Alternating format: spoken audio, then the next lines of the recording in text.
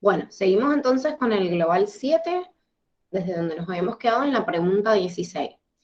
Y esta pregunta nos dice, el epitelio cilíndrico estratificado tiene funciones de barrera y de conducción. Normalmente la capa basal se compone de células bajas de forma poliédrica regular y solo las células superficiales son cilíndricas, que esto lo hemos visto en los dibujitos que tienen del epitelio cilíndrico estratificado. ¿Cuál de las siguientes es una localización típica del epitelio cilíndrico estratificado? Esta pregunta era bastante puntual, bastante, digamos, teórica de los ejemplos que ustedes tenían en el cuadrito. Es más, si ustedes recuerdan el cuadrito que les daba el Curtis, es el único ejemplo que tiene la unión anorrectal. Después podemos ver algunos otros acoplados, digamos, como el epitelio, no sé, cúbico estratificado. ¿Quién lo tiene como ejemplo? Así que no se tienen que olvidar.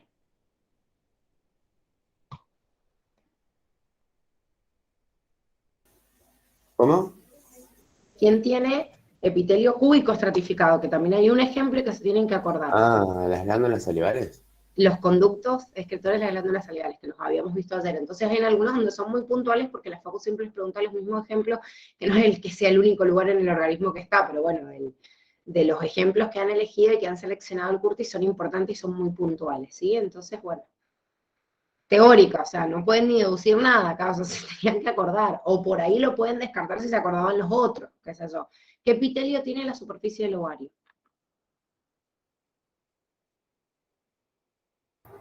Cúbica simple, Bien, el revestimiento gástrico, cilíndrico simple, cilíndrico simple, y el revestimiento de la vagina, plano estratificado.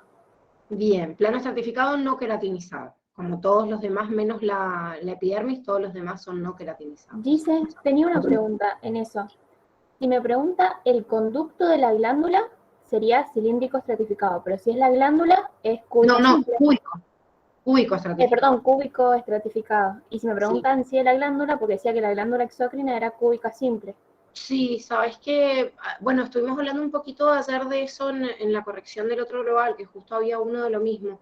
La verdad es que es bastante diverso, porque si vos lo tomás como glándulas exócrinas por un lado, y si lo tomás como glándulas gástricas, porque la verdad es que la glándula salival también formaría parte de una glándula anexa al sistema, o sea, de la parte gástrica, aparecería como cilíndrico, simple, y otros como cúbico simple.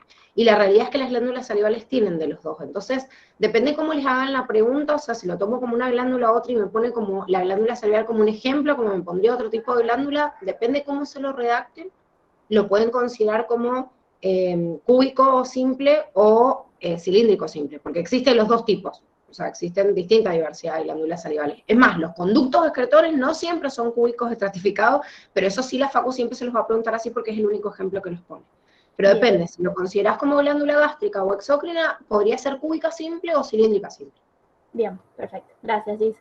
No, de nada.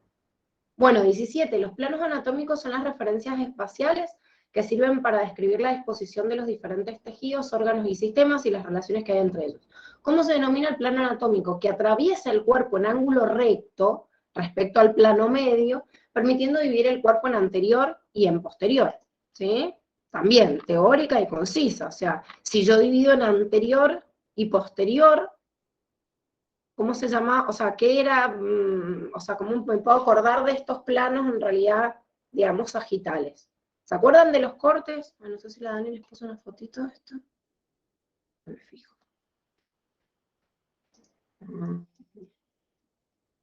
A ver si me da aquí que la encuentre, seguro que... Bueno, pero tienen el dibujito ahí de los planos. A ver si alguno lo tiene a mano. ¿Se acuerdan en cuál estaba dibujado este plano sagital? Que eran similares a cuál corte. Al medial, pero, pero como más al costado. Ah. Bien. Entonces, ¿por qué yo podría determinar esto? Fíjense. ¿Cómo se denomina un plano anatómico que atraviesa el cuerpo? Me está diciendo en ángulo recto, ¿de acuerdo al plano medio? ¿Cuál es el plano medio?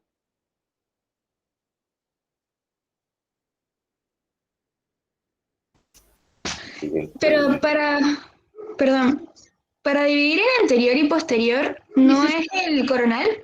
Sí, el coronal, eso es lo que estaba, por eso me volví a la pregunta. Y no está buscando el dibujito. Claro, con razón, digo, Sí, pero sí, está mal marcada acá. La que tiene que estar pintada es la... ¿Ustedes la tienen como veo o la tienen como A en el examen corregido? No, yo la tengo como A, la tengo bien. Ah, la tenés bien, entonces está mal pintada acá en el Power. ¿Los demás? ¿Cómo la tienen? Así la corrigen si la tienen mal, ¿eh? Como A también. claro, como Ah, A, bien. No, bueno, A está bien. coronal. No, está bien, está perfecto, está mal acá. Sí, por eso me volví y dije, pero pará, si era plano anterior y posterior. Si yo divido en ángulo recto, ¿sí? Si divido en ángulo recto al plano medio, el sagital sería cualquiera de los planos laterales, puedo dividir en el plano medio. Pero en realidad, para poner en ángulo recto a este, yo puedo tomarlo desde un plano lateral, ¿sí? O desde un plano horizontal, pero de la única forma, o sea, de un plano horizontal, perdón, o de un plano, en realidad, que me corte el cuerpo, que última me hubiera dicho, no sé, superior e inferior, ¿sí? Pero lo que voy a tener va a ser un plano que me corte, digamos, la región anterior y posterior, que anatómicamente, por más de que para otros animales sea distinto, ¿sí? Va a ser un plano que en realidad me va a determinar lo que anatómicamente, ¿sí? Porque se define como anterior y posterior. Y nosotros acuérdense que siempre hay una excepción, porque como estamos o sea, en la bipedestación, es como que nuestro plano anterior y posterior por ahí presenta, digamos, controversias con los demás animales, digo. ¿Sí? Así que si yo divido anterior y posterior, voy a encontrarme con esto. Sagital va a ser, como estábamos diciendo, paralelo a cualquiera de los otros. Oblicuo, ¿cómo es? Como en 45 grados, no sé, así como inclinado. Bien, en distintos planos y generalmente se usa para regiones y partes del cuerpo. Y dentro de los planos anatómicos no hay un plano que se denomina axial. ¿Sí? ¿Cuál sería el plano que acá falta? Aparte del plano medio. Transversal.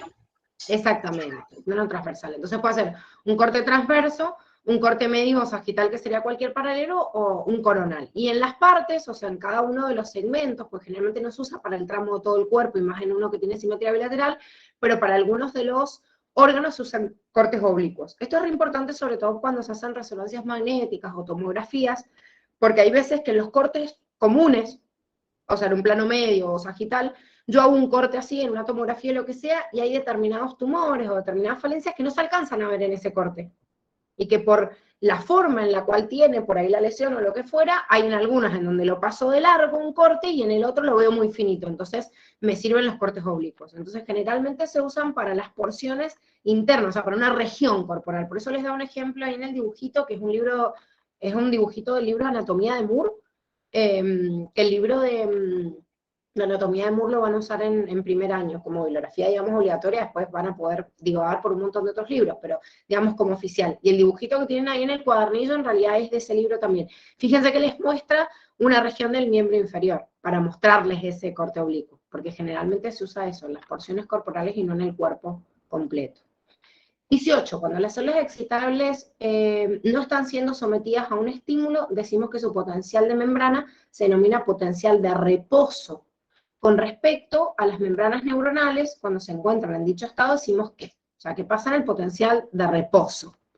¿Es altamente permeable a los iones orgánicos, como los proteinatos cargados negativamente? No, justamente los iones orgánicos, por el tamaño que tienen también, hacen como un equilibrio desde el interior de la célula, pero no pueden salir libremente, si son proteínas, o sea, salvo que haya un proceso de, no sé, de exocitosis o endocitosis para que entren y salgan de la célula, es difícil.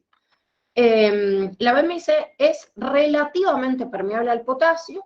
Los canales pasivos de potasio están abiertos, pero este no sale ya que es retenido en el interior.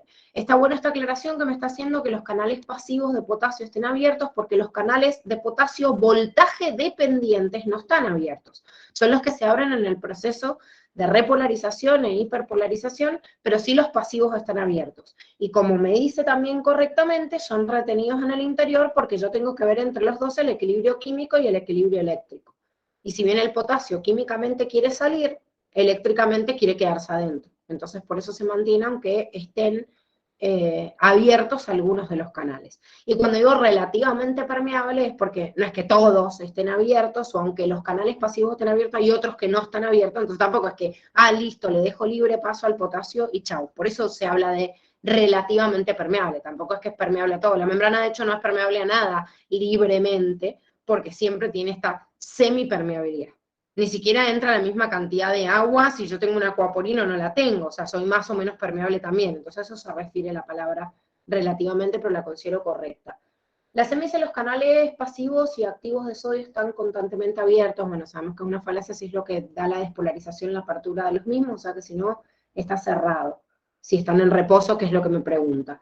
Y es totalmente impermeable al potasio en todo momento, tanto en reposo como en acción. Bueno, aparte de ser un bolazo, ni siquiera con el sodio es así, porque en realidad siempre tengo una permeabilidad selectiva a determinados momentos, y aunque los canales de sodio incluso estén todos cerrados, en el reposo se da esta apertura, que es lo que me permite justamente el proceso de potencial de acción, o sea, que inicie un potencial de acción. Entonces, bueno, ninguno es impermeable completamente en la neurona, hablando de los iones que participan, obviamente. 19. Lidia es una mujer de 75 años que hace tiempo viene manifestando problemas en su memoria. Recuerda con gran precisión las cosas de hace tiempo, pero tiene dificultad para recordar cosas nuevas. Entonces, es correcto afirmar que. La verdad es que, acá por definición de lo que era una memoria, o sea, de una memoria de hechos antiguos, una memoria que se va a generar nuevamente, que es la definición que ustedes tienen entre memoria retrógrada y anterógrada, era como debían sacar en realidad esta pregunta. La verdad es que es bastante común lo que le pasa a esta señora, y le pasa mucho porque la misma senilidad hace que se dañe muchas veces algunas regiones, como me dice acá, del hipocampo, que quizás no se acordaban que era el hipocampo, pero sí en realidad tienen que relacionarlo con la definición de anterógrada y retrógrada por el dato que me está dando, o sea, de antes o después. La AMI podría presentar la enfermedad de Alzheimer por una degeneración de las neuronas adrenérgicas del prosencéfalo basal. La verdad es que la persona que tiene Alzheimer va perdiendo la memoria, pero no necesariamente de lo que se va a generar, sino que la persona que tiene Alzheimer generalmente daña las memorias a largo plazo, entonces no se acuerda de cosas anteriores. Puede ser que en el momento tampoco registre, pero lo más significativo es que primero que es progresivo, entonces la persona que tiene Alzheimer cada vez está peor.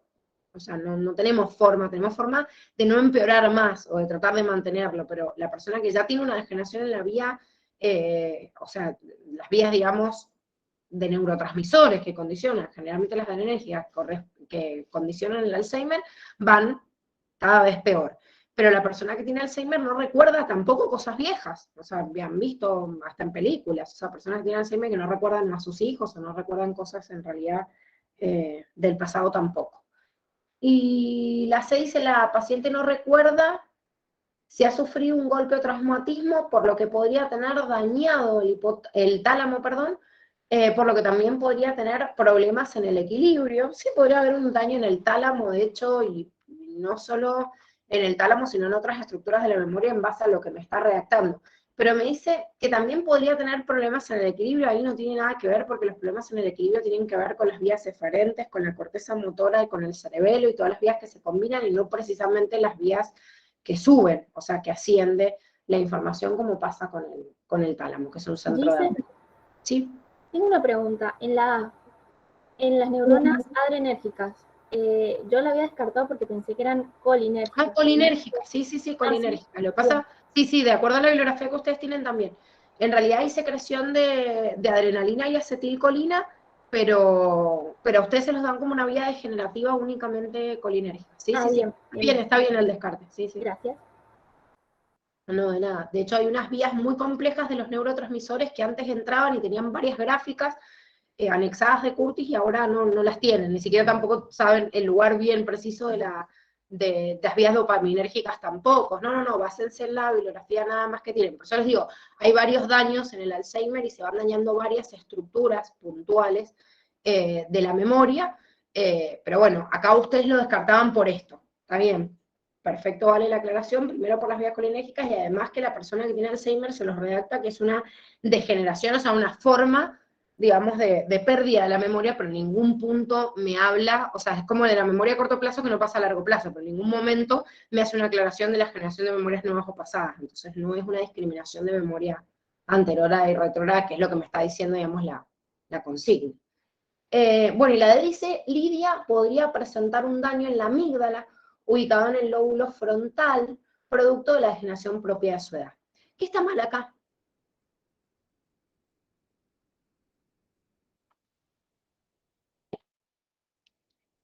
La amígdala creo que no está en el lóbulo frontal, está como más en la parte del centro atrás, ¿o no?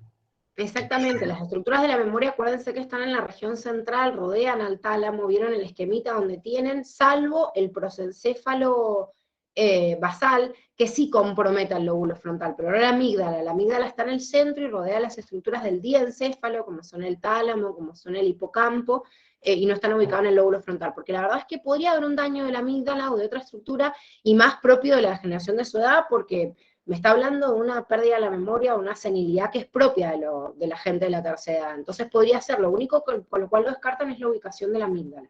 ¿Sí? Bien, 20. La homeostasis del calcio es importante, por ejemplo, para tener huesos y dientes saludables, así como para el normal funcionamiento de los músculos y nervios. La hipocalcemia es un desequilibrio electrolítico que consiste en una disminución de la concentración normal de calcio en sangre. En condiciones normales, ¿cuál de las siguientes respuestas se pondrá en marcha ante una disminución de la concentración de iones calcio en la sangre? Entonces, pensemos. Me dice, ¿la hipocalcemia es un desequilibrio electrolítico? Sí, obviamente, o sea, estoy desequilibrando uno de los iones más importantes. ¿Qué hormonas participaban primero en esto, para regular y para poder leer esta hipocalcemia? La calcitonina y la paratormona. Bien, eran las dos hormonas que compensaban. Entonces, como no hay un control en el eje hipotálamo hipofisario, son ellas dos, con el control de la calcemia, o sea, con la cantidad de calcio que hay en sangre, como pueden regular este desequilibrio. ¿Cuál actuaba en cuál? O sea, ¿qué hace la calcitonina y qué hace la paratormona?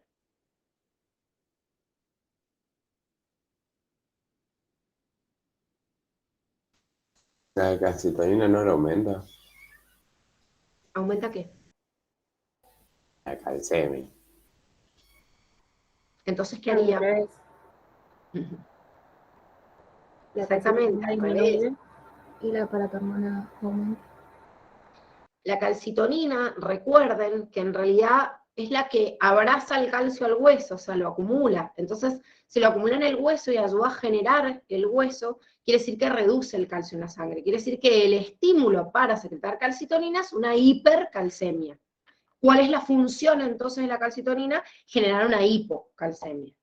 La paratormona, o hormona paratiroidea, aumenta la calcemia y su estímulo es una disminución del calcio en sangre, o sea, una hipocalcemia, como me dice acá, y utilizaba distintos tipos de mecanismos. Porque ustedes recuerden que yo puedo sacar calcio del hueso, pero también puedo tener otros mecanismos alternativos, que esos mecanismos alternativos pueden tener que ver con a nivel riñón o a nivel intestinal, que también van a tener influencia en la retención o en la eliminación de ese calcio. Entonces, ¿cuál es la que se estimula por una disminución del calcio? Es una hipocalcemia, porque hace hipercalcemia la paratormona. Si nos fijamos en las opciones, la A me dice las glándulas paratiroideas secretarán paratormona, que entre otras acciones estimularán la resorción ósea, está perfecta, por eso cuando se dañan las glándulas paratiroideas o se estirpan por una extirpación de tiroides o lo que fuera, se puede generar algunos trastornos de almacenamiento del calcio en el hueso, ¿sí? Como la osteoporosis, porque justamente estoy estimulando la resorción o la degradación del hueso. Dice, se liberará vitamina D, que en su forma activa disminuirá la absorción de iones calcio en el intestino. No, justamente la activación de la vitamina D sirve para aumentar la absorción de iones en calcio en el intestino para aumentar la calcemia, que es lo mismo por lo cual yo degrado el hueso o retengo más para lo mismo. La 6 se liberarán mineralocorticoides que, entre otras acciones, estimularán la secreción de calcio a nivel del túbulo contorneado distal y colector de la nefrona.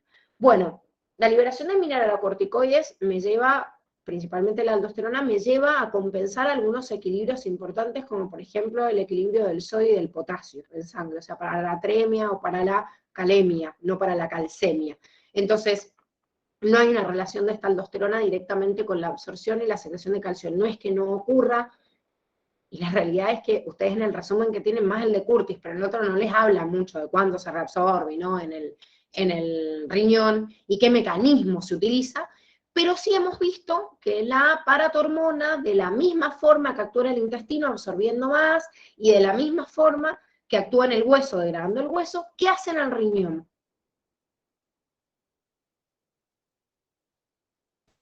Absorbe calcio. Retiene, ¿sí?, más calcio y evita liberarlo. ¿Y qué libera para compensar ese desequilibrio por ahí iónico en el plasma? El fosfato.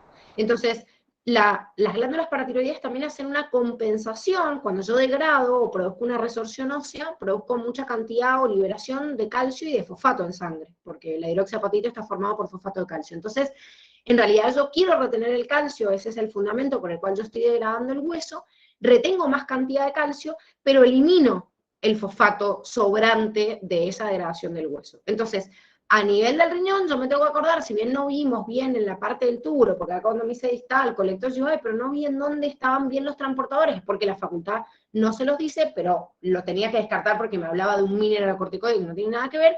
Sí, la hormona paratiroidea, para aumentar la calcemia, retiene más calcio en el riñón, o sea que disminuye la calciuria, la liberación, pero aumenta la fosfaturia. ¿Qué eso quiere decir en la sangre? Lo contrario. Aumento la calcemia, disminuyo la fosfatemia. ¿Sí? O sea, compenso. Pero es por eso, todo parte de la reserva metabólica principal que hay en el hueso. Estoy degradando hidroxiapatita, entonces tengo mucho fosfato y mucho calcio, pero en realidad yo quería el calcio nada más. Entonces por eso termine liberando el excedente de fosfato en el riñón, para que no se descompense tampoco el equilibrio iónico, y porque realmente el fin de esto, de la resorción ósea, era obtener mayor cantidad de calcio, no de fosfato. ¿Se entiende? Sí. Sí. Bien, bueno, y la AD me dice: las células parafoliculares de la glándula tiroides secretarán calcitonina, que entre otras acciones aumentará la excreción de calcio en las riñones. Bueno, me está hablando de calcitonina, que sabemos que hace lo contrario a lo que me decía la consigna, así que la descarto por eso. 21. Los procesos biológicos que ocurren en los animales están mediados por señales de comunicación, entre los cuales se encuentran las hormonas, las cuales se secretan al torrente sanguíneo y cumplen su función dependiendo de los receptores que activan en cada una de sus células blanco. Considerando los distintos mecanismos de acción de las hormonas, marque la opción correcta. La primera me dice: la adrenalina, por ser una hormona derivada de aminoácidos, tiene receptores a nivel nuclear. Es en la membrana, tiene receptores. Justamente las que tenían receptores a nivel nuclear o a nivel citoplasmático son hormonas que pueden atravesar la membrana. Me está diciendo que la adrenalina es un derivado de aminoácido, lo cual es correcto, es una catecolamina, pero no voy a encontrar receptores adentro porque justamente no puede pasar por su naturaleza química, ¿sí? O sea que esto es lo que está mal. Las hormonas tiroideas, por tener átomos de yodo con carga negativa, sería imposible que atraviesen la membrana, por eso sus receptores se hallan en la superficie de la célula. Y acá tenemos una excepción importante que debíamos acordar, que si bien las hormonas tiroideas es verdad que son derivados de aminoácidos, también son como la adrenalina y deberían encontrar sus receptores a nivel de la membrana. Resulta que el yodo se une de tal manera con las cargas, o sea, para neutralizar del derivado, digamos, de la tirosina, del derivado de o sea, del aminoácido, y le neutraliza las cargas de tal manera que posibilita que se cuelen entre medio de los fosfolípidos. O sea, hace que la hormona sea chiquitita, se convierte en una sustancia no polar, entonces termina atravesando y sería como una excepción, porque digo, el derivado aminoácido, la proteína, debería tener un receptor a nivel membranal. Bueno, no, ¿qué pasa con la hormona tiroidea? Que la hormona tiroidea en realidad es una excepción porque neutraliza, digamos, esta carga y se transforma con una molécula lipofílica, muy hidrofóbica, que es lo mismo. Entonces, las que tienen naturaleza lipídica o esteroidea y las tiroideas serían las que pueden atravesar la membrana. ¿Sí? O sea, que se acordaban de esa excepción y en realidad podían refutar esta opción. El cortisol, al igual que la testosterona, tienen receptores en el núcleo de las células blancas, ya que pueden atravesar fácilmente la membrana por ser solubles en lípidos, ya lo hemos visto en los otros globales, hemos repasado en uno la testosterona y en otro algunos de los corticoides, que tienen naturaleza esteroidea. Entonces, como son derivados todos del ciclo pentano-peridofenantreno, pueden atravesar la bicapa de fosfolípidos. Y la D me dice la prolactina y la oxitocina son hormonas derivadas de aminoácidos y atraviesan fácilmente la membrana celular. Primero que no son derivadas de aminoácidos, son de naturaleza peptídica y proteica, en este caso son péptidos, y dice atraviesan fácilmente la membrana, y no, justamente va en contra de lo que estamos diciendo, las sustancias de naturaleza proteica no pueden atravesar la membrana, necesitan un receptor a nivel de la membrana celular. 22. El sistema de complemento consiste en un conjunto de proteínas plasmáticas de membrana, enzimas y complejos multiproteicos que al activarse producen inflamación, intensificación de la fagocitosis y citólisis microbiana. ¿Cómo se inicia el mecanismo clásico de activación del sistema de complemento? Bueno, teníamos que acordarnos de los dos tipos de mecanismos de activación del sistema de complemento, ¿sí? ¿Cuáles eran? ¿Cómo se llamaban las dos vías? La alterna y la clásica. Bien. ¿Y cómo diferenciaban una de la otra? La clásica se une el antígeno con el anticuerpo y la alterna es por la unión de los polisacáridos del patógeno y los factores BDP, creo.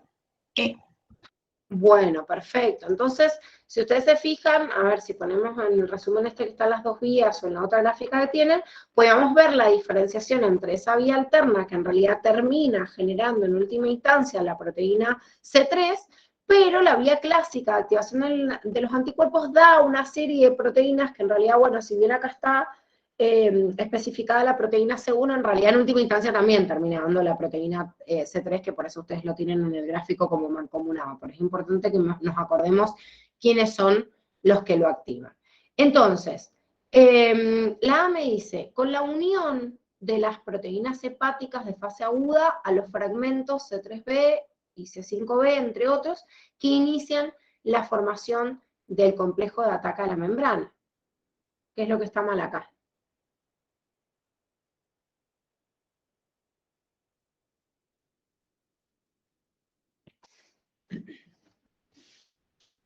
¿El C5b?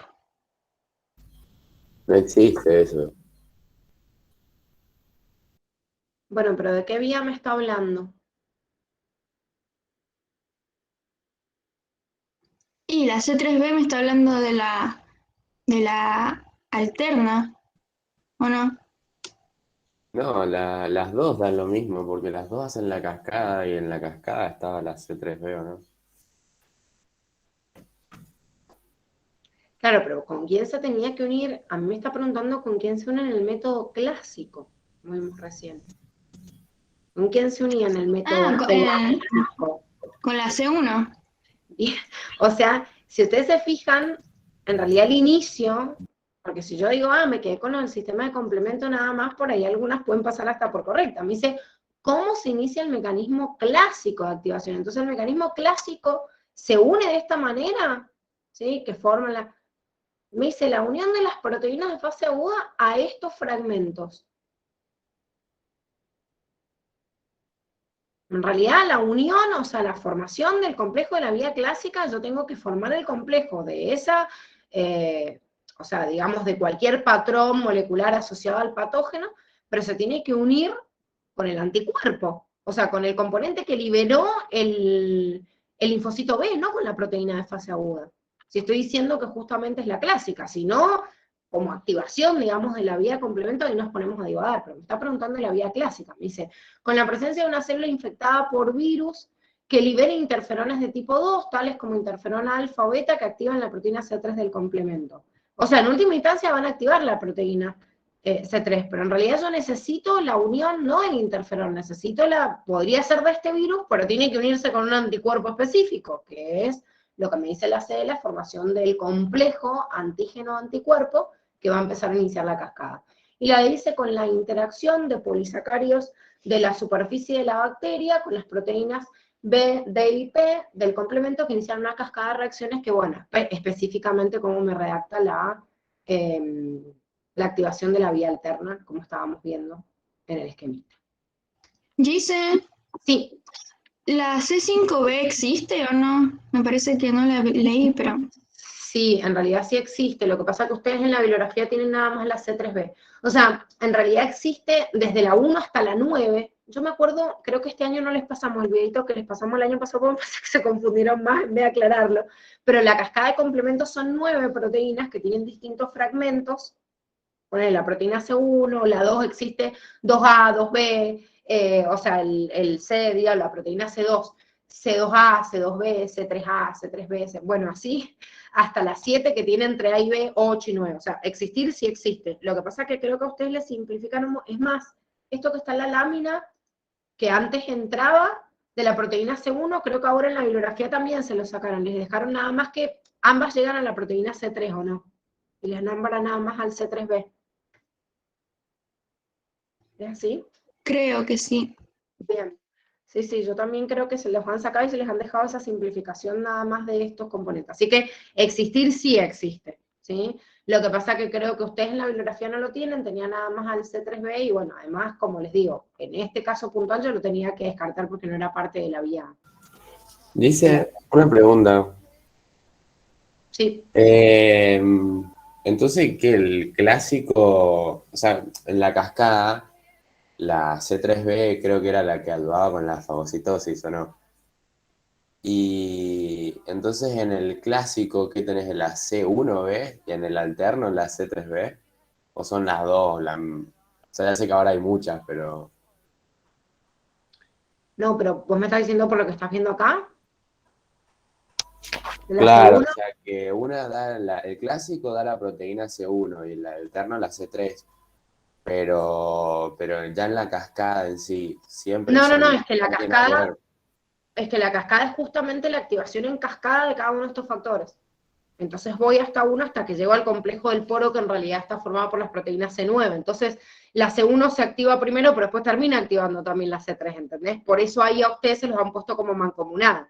Porque es como que la primera instancia sería la C1, pero después la proteína C1 se termina activando la C3, ¿entendés? Es como un paso anterior este que les está mostrando. Pero después las dos terminan activando también la C3. Entonces le digo que no está mal la bibliografía que tienen, es como que está simplificada nada más. No está mal. Ah, listo, ok. La C1 termina activando la C3. Así que por eso, tómenlo, les hacía esta aclaración porque esta gráfica la tienen al final, pero este resumen nos ha quedado el que tenían de antes, porque en realidad yo este resumen lo he hecho para el final. Es más, creo que acá también tiene un error, existen también un montón de factores, y ahora les han dejado como principales el B, el D y el P, como dice la opción. ¿Sí? Ven que acá dice el C. O sea, pónganle el D porque los que ahora les toman, hay un montón también de factores de los cuales la Facu selecciona, por ahí ha seleccionado otra bibliografía, porque ni siquiera eso sale especificado así en el libro de Curtis. Esto se lo meten del libro de Campbell y Riggs y han hecho como un resumen y han metido otros libros de fisiología. Entonces ha quedado como una mezcolanza que por ahí dicen una parte una cosa y lo otro lo han tenido que corregir. Pero no, vengan, véanlo exactamente como está ustedes en el apunte porque es la bibliografía de la Facu de este año. O sea, dice factor B, DP, y ignórenlo en la proteína C1 porque en realidad les dice que ambas, de alguna manera u otra, llegan hasta la proteína C3. ¿Seguimos? Sí, Sí. ¿Sí? Bien. Bueno, 23 dice, en un adulto joven, en condiciones normales, ¿cuál de los siguientes eventos ocurre durante la diástole ventricular? Diástole ventricular. La diástole es, me relajo. ¿Por qué me dice ventricular? Bueno, me está preguntando puntualmente qué es lo que pasa en el ventrículo, pero al fin y al cabo nosotros tenemos la diástole como la relajación del corazón. Entonces en la diástole el corazón se llena. ¿Sí? O sea, el ventrículo, la aurícula en realidad es justamente la relajación del mismo. Entonces dice, ingresa sangre al ventrículo izquierdo como consecuencia de la apertura de la válvula mitral. Sí, me podrían haber puesto también ingresa sangre al ventrículo derecho como consecuencia de la apertura de la válvula tricúspide, o sea, cualquiera de los dos, o sea, lo podía sacar de uno u otro porque la diástole es la relajación. Ahora, la B me dice, la presión sanguínea medida en la arteria del brazo alcanza su máximo valor. No, en diástole o relajación obviamente capto como presión la mínima, no la máxima. ¿Aumenta la presión ventricular conduciendo a la apertura de la válvula aórtica? No, eso pasa en sístole. Cuando yo contraigo, aumenta la presión, entonces abro la válvula para que la sangre salga por la aorta o por la arteria pulmonar desde el otro ventrículo.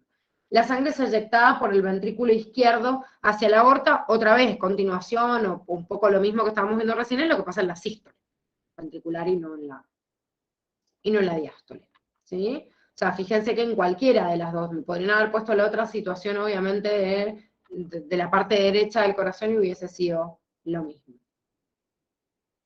Bueno, 24, el movimiento pasivo de un ion que se da a través de un canal, ¿por qué está determinado? ¿Se acuerdan? ¿Por qué está determinado? Por la permeabilidad de la membrana, también las concentraciones que tenga y la cantidad de canales que hayan para ese ion. Perfecto, o sea, yo tengo una máxima saturación en cuanto a la velocidad, de acuerdo al canal que esté disponible, o de acuerdo al transportador, dependiendo obviamente en la naturaleza, porque incluso hay iones que tienen canales para ser transportados y también, que es lo más común, pero también hay transportadores que hacen pasaje de iones.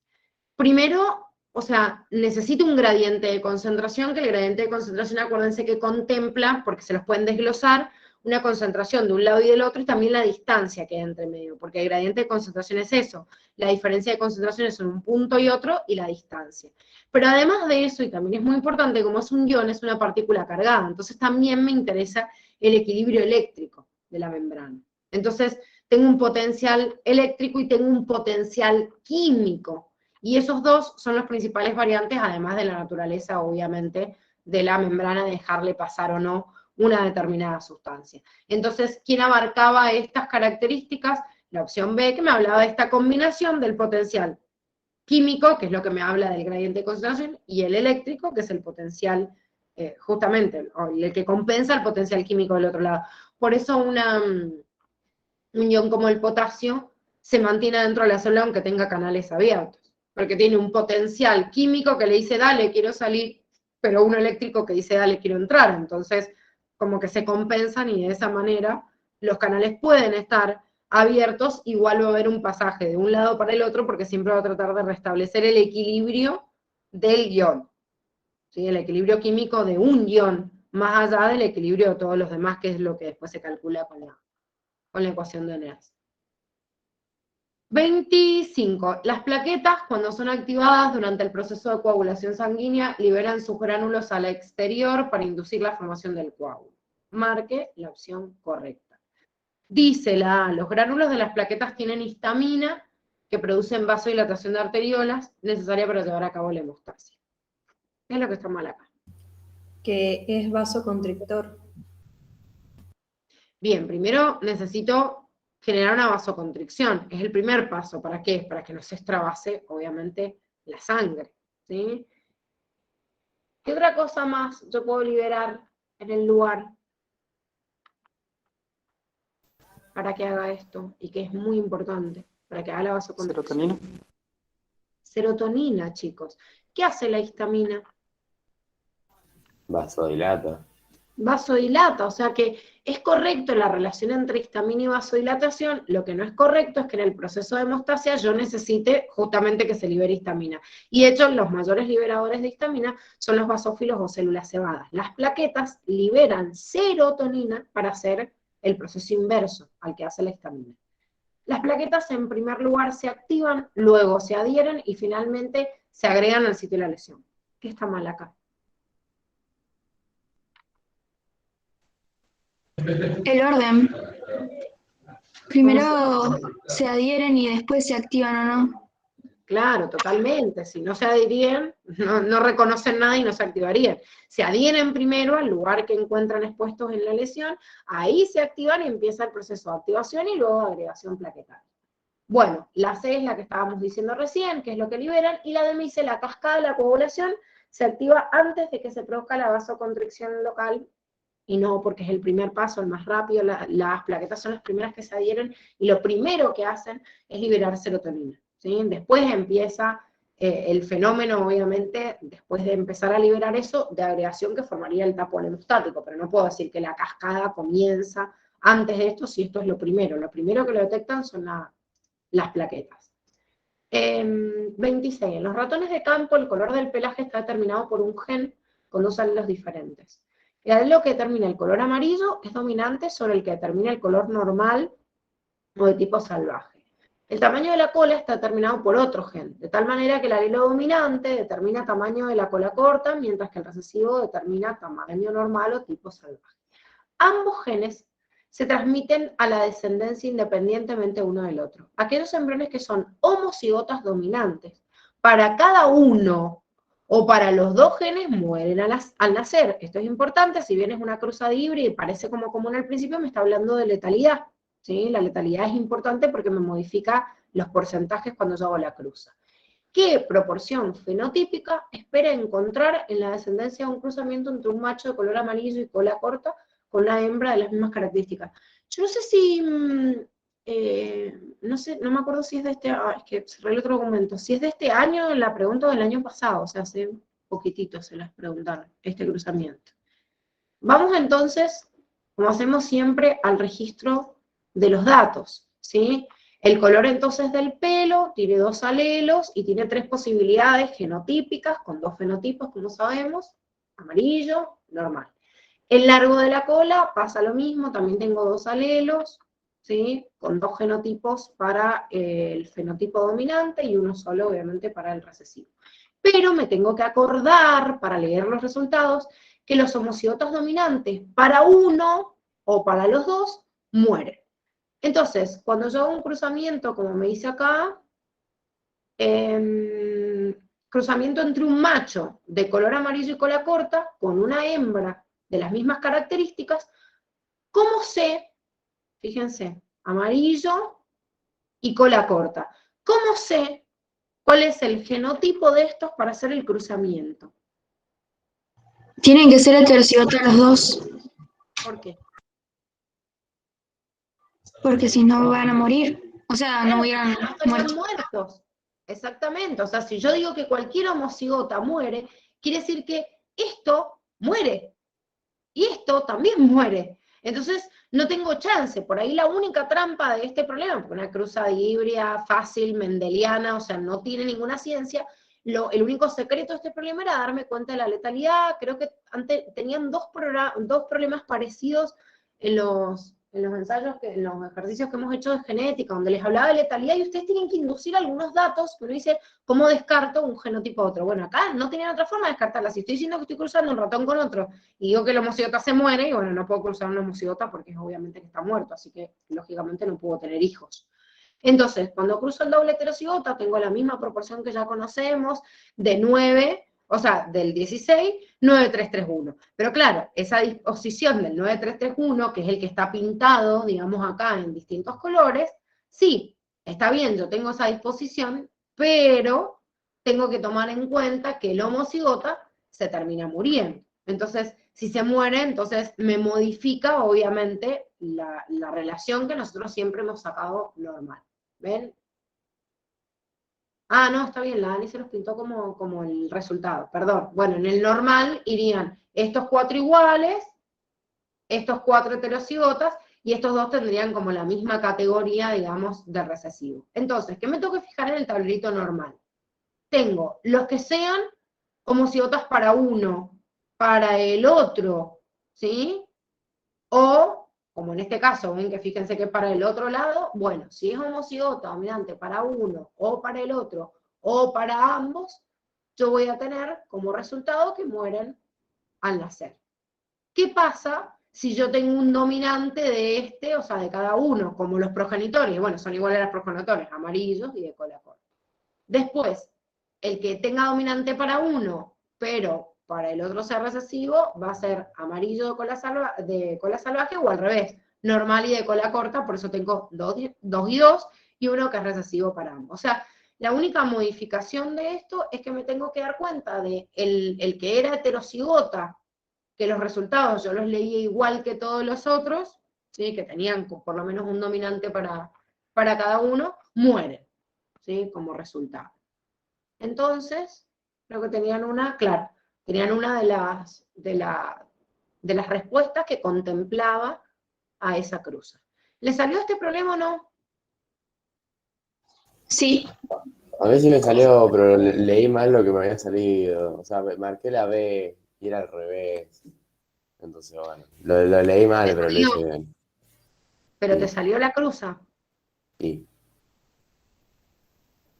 ¿Los demás? Sí, a mí Bueno, también. Al principio apenas lo vi y dije, ay, este problema es re largo. Y dije, no me va a salir, pero bueno, salió. bueno, a ver, Karen, ¿qué leíste mal? Que dice Karen que leyó mal. ¿Leíste mal, hiciste mal la cruza o leíste mal los resultados? Lo hizo bien, bien, pero marcaste mal. Bien. Jazz, ¿te salió y lo marcaste bien? Bien, bueno, el que tenga la relación de lo hizo bien, lo leyó bien, perfecto, pero yo no me acuerdo si lo hice con ustedes o el otro grupo cuando estábamos corrigiendo otro problema genético que les hice mandarme una fotito de qué es lo que habían hecho, porque suele pasar esto en genética, ¿entendés? O sea, yo tengo que invertir un tiempo en un examen que digo, si me sobra lo hago y si no el de genética nunca lo hacen, y cuando lo hacen y encima estoy invirtiendo un tiempo, generalmente las cruzas le salen todas bien y después leen como el culo los resultados. Entonces, hay un ajuste ahí entre entender que los pasos en el problema que uno hace de genética es importante, chicos. A ustedes ven un problema de genética y lo primero que hacen es el cuadrito de un tablero. Primero que hay algunos que no tengo que hacer ni cruzamiento y lo tengo que pensar. Y segundo, si van a hacer un cuadro, pero le van a invertir un tiempo en hacer un cuadro y después no se van a detener y meterle las pilas que llevan leer los resultados, suele pasar esto, que generalmente los cruzamientos siempre les salen. Pero después uno lee o le llaman la consigna o hace el otro, o sea, la mayoría de los casos sucede esto. Entonces presten la atención a esta última etapa. O sea, si yo registré bien los datos y hice bien la cruza, lo más importante, porque a mí me están preguntando un resultado, entonces el resultado lo tengo que leer de ese tablero.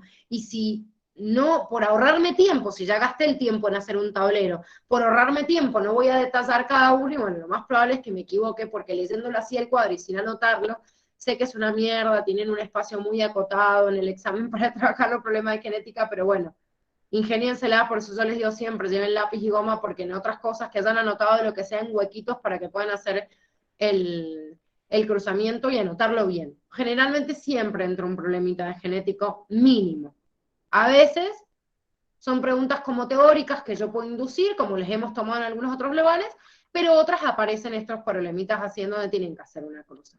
Este año, por ejemplo, les tomaron, en un examen habían dos preguntas de genética, uno era de práctica y la otra teórica, y en el otro había uno que era un cruzamiento. Entonces, generalmente hay un cruzamiento. Si lo van a hacer y le van a dar el tiempo, porque les sobró el tiempo en el examen, deténganse mucho en los resultados, porque es en donde la mayoría se equivoca. O sea, generalmente el cuadrito lo hacen bien, pero al leer los resultados ahí metemos la pata.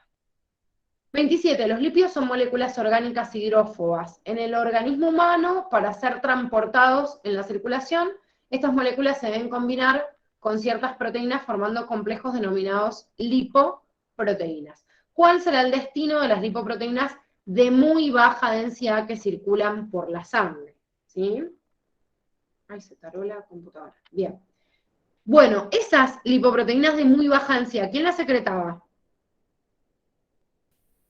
El hígado. El hígado. Entonces, yo las saco a circulación para que todos los tejidos que estén fuera del hígado y participen de esta vía endógena reciban esos lípidos. La lipoproteína lipasa atacaba a esas VLDL hasta transformarlas incluso en LDL y son las que se encargan de ir viajando por sangre y, digamos, y entregar esos triglicéridos, ¿sí? Que es lo que me dice la opción A. La OMS en las células hepáticas, donde donarán sus fosfolípidos y se convertirán en LDL por acción de las enzimas fosfatasas. La verdad es que, primero que el hígado no secreta LDL, el hígado secreta o HDL o LDL y se van a transportar, o sea, se van digamos, a formar en circulación. Así que ya decir en las células hepáticas y esto es un error. Me dice las glándulas endócrinas, donde transferirán colesterol a las células productoras de hormonas esteroideas. ¿Quién le da colesterol a las glándulas endócrinas? La HDL.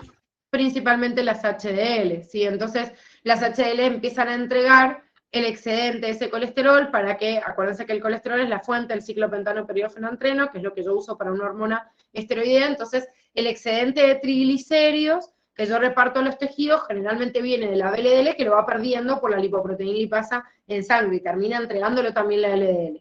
Pero el exceso de colesterol, que es el que más tiene, ¿sí?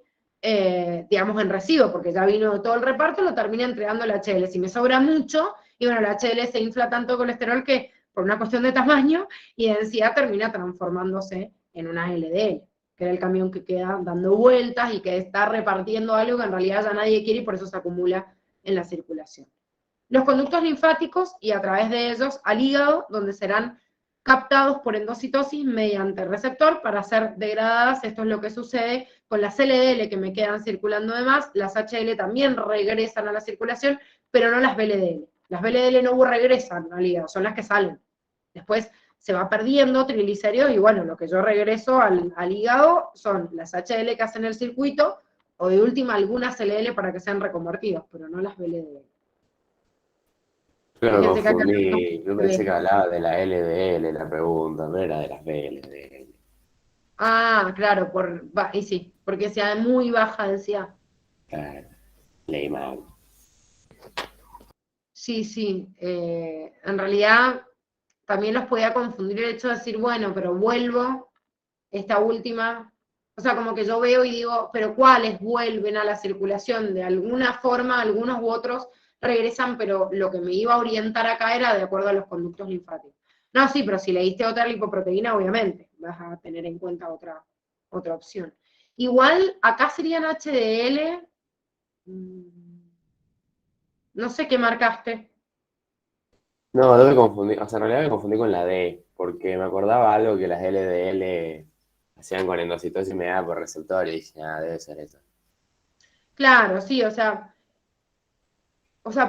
puedo captarlo, pero en realidad ya desde el conducto linfático es donde entra el kilomicrón, entonces ya había una cosa ahí que era contradictoria que tampoco te dejaba revelar que era sí o sí la LDL, o sea, que encajara con eso. Bueno, 28 en el ser humano y en otros mamíferos la formación de la orina más concentrada que el plasma depende de propiedades estructurales y funcionales de la nefrona. Entre ellas, la diferente permeabilidad al agua en los distintos tramos de la pared del túbulo renal. Cuando la concentración de hormona antidiurética en sangre es elevada, ¿qué segmento de la nefrona presenta una pared impermeable al agua? ¿Sí? Me está diciendo qué pasa cuando hay mucha concentración de hormona antidiurética, pero me está preguntando, más allá de decirme eso, en dónde es impermeable el agua. Ahora, ¿qué hacía la antidiurética? Disminuye la diuresis. Disminuye la diuresis. Si yo disminuyo la diuresis con la antidiurética y la concentración de antidiurética en sangre es elevada, hay mucha, entonces, ¿qué está haciendo la ADH en el riñón?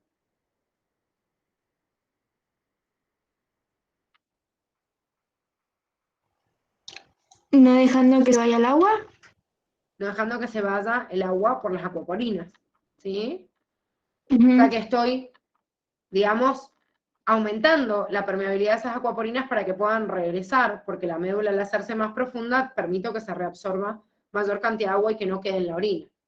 O sea que la antidiurética presente hace que en el lugar donde actúa, que sería el túbulo colector y el túbulo contorneado distal en la última parte, si está elevada, no hace impermeable a esos tubos, sino que los hace más permeable para que regresen y hagan antidiuresis. Entonces, descartando ese dato, después de la antidiurética y que no tiene nada que ver con eso, en realidad la pregunta me dice, ¿qué segmento de la nefrona es impermeable al agua? Si el túbulo colector no es impermeable al agua porque la ADH está aumentada y regresa, entonces, naturalmente, y que no tiene que ver con la ADH, ¿cuál es el segmento del tubo que es impermeable al agua? Y siempre la rama ascendente de la sangre.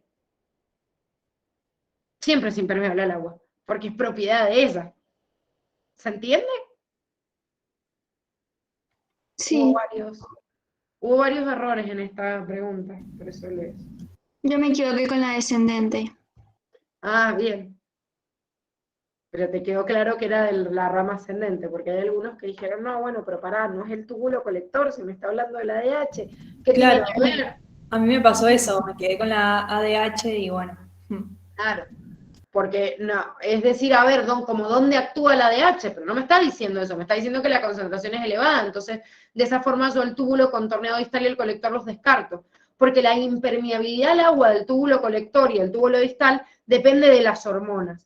Entonces, si hay baja ADH y la ADH, o sea, la ADH está reducida en sangre, ¿yo qué hago? Bloqueo las acuaporinas, entonces cuando yo llego a la médula, todo el agua que me quedó adentro del túbulo, porque ya cuando venía por el asa de Helneck tenía un líquido hipotónico, si yo cerré las acuaporinas, no regresa esa agua a la circulación y se libera en la orina. Entonces generó orinas hipotónicas, que es lo que pasa, por ejemplo, si me tomo, no sé, 3 litros de mate o estoy tomando un montón de agua, ¿sí? La ADH tiende a reducirse en la circulación, cerrar las acuaporinas, para que no regrese ese agua a la sangre, porque tengo un montón, entonces aparece en orina, porque lo bloqueé. Entonces, si yo no aclaraba lo de la ADH, digo, bueno, puede haber impermeabilidad del agua en el túbulo distal, en el colector o en la rama ascendente. Pero afirmándoles que la ADH es elevada y que sí o sí eso va a generar justamente que el túbulo colector y el túbulo contorneado distal hagan, digamos, recuperar ese agua, y bueno, entonces lo único que queda como impermeable es la rama ascendente. 29. El funcionamiento testicular es regulado por una serie de hormonas que involucran la testosterona, la hormona luteinizante, la inhibina, entre otras, producidas por diferentes células. ¿Dónde se localizan en el hombre las células que secreta la hormona inhibina? Bueno, más allá de toda la introducción, también una pregunta bastante concreta y cerrada, se está refiriendo directamente a quién secreta la inhibina. Mi pregunta es, ¿qué célula secreta la inhibina? Porque acá me hace una descripción, pero ¿qué célula secreta la inhibina? Las de Las de Sertoli. Sertoli. Las de Sertoli. Entonces, tienen que buscar la descripción de la célula de Sertoli, ¿sí? La B me dice, en los testículos, dentro de cada túbulo seminífero, contiguas a las células que darán origen a los espermatozoides, que es importante, las células de Sertoli están dentro del túbulo, las de Leydig por fuera. La A me dice, en la glándula suprarrenal, en la zona fascicular de la corteza, contiguo, bueno, no son productoras de hormonas sexuales, pero no de hormonas derivados de los andrógenos. En la cápsula del testículo, en contacto con las células epiteliales de la membrana del escroto, bueno, siempre sabemos que hay una pregunta bolazo que me está hablando de células que nadie conoce, o de factores que nadie conoce, este es el caso, porque no me está describiendo ninguna célula en puntual, o secretora de hormonas por lo menos, y después en los testículos, entre el tejido conectivo que rodea a los túbulos seminíferos, justamente el tejido conectivo que rodea a los túbulos seminíferos es el tejido intersticial, y es donde están las células de Leydig, pero no las de Sertoli. Yo hice una pregunta que nada que ver con eso, pero me olvidé y bueno, ¿la placenta termina de estar formada a finales de la tercera semana? La placenta, como propiamente dicho, la considerás en realidad a partir como de la quinta. Ah, ok, O sea, bien. es como que nombrás que están los componentes que previo van a formar después la placenta, porque el corión ya estaría formado, pero vos considerás como desde la quinta semana que es placenta, digamos, definitiva. Gracias. Nada. 30. La implantación del embrión es un proceso que implica una sincronización precisa entre el desarrollo del embrión y la receptividad uterina.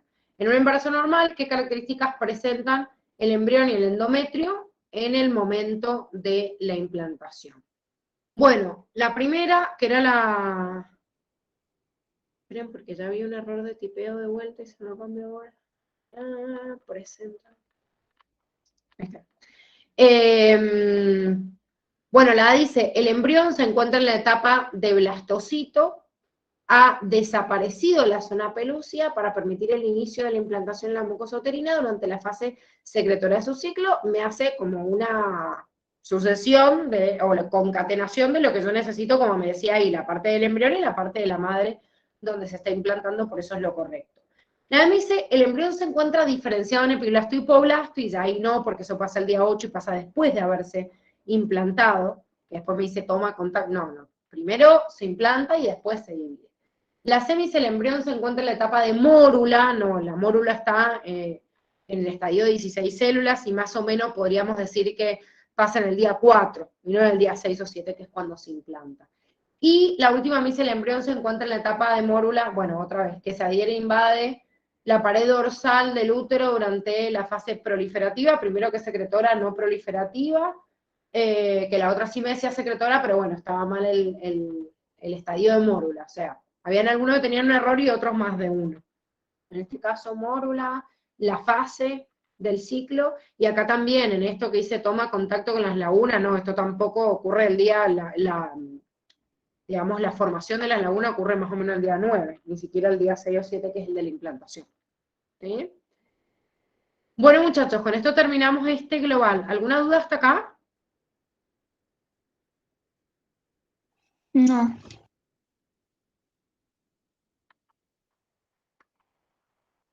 Bueno,